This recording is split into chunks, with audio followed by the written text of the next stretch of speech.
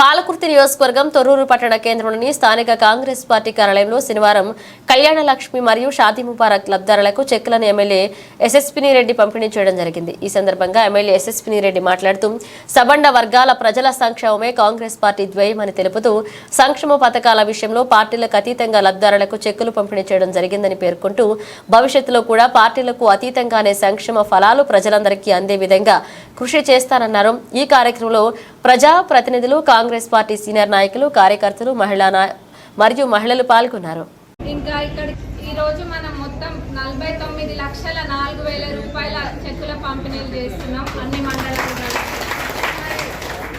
ఇందాక మనోళ్ళు చెప్పిండ్రు, మరి వాళ్ళు చెప్పిందే మళ్ళా నేను కూడా చెప్తే విని మీకు కూడా నిద్ర వస్తుంది. ఇక్కడనే ఈ చెక్కులన్నీ కూడా ఏ పార్టీ అన్నది చూడకుండా ఇద్దామన్నది ఎప్పుడైనా మేము నిర్ణయించుకున్నాం. ఇదే కాదు, ఏ ప్రభుత్వ పథకాలైనా కానీ ఎవరే పార్టీ అన్నది మనకు అనవసరం. అవతలున్నది బీఆర్ఎస్ పార్టీనా, కాంగ్రెస్ పార్టీనా, బీజేపీ పార్టీనా అని కాదు.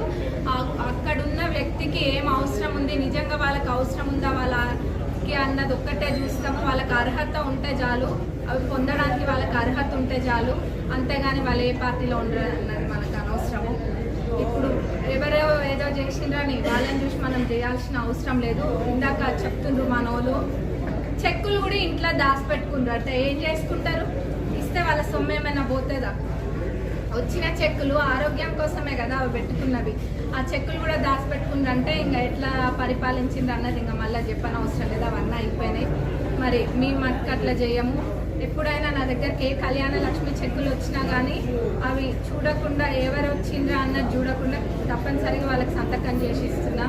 అదే కాదు, సీఎంఆర్ఎఫ్ అయినా ఏవైనా కానీ మా ఊళ్ళైనా ఎవరు వచ్చినా కానీ అన్నీ కూడా తీసుకొని అంతే జాగ్రత్తగా పెట్టి మళ్ళీ వాటిని ఫాలో అప్ చేసి అవి మళ్ళీ వాళ్ళు వస్తే కూడా అంతే మంచిగా సమాధానం చెప్పి వాళ్ళకి ఆ పని అయ్యేటట్టు చూస్తున్నాం.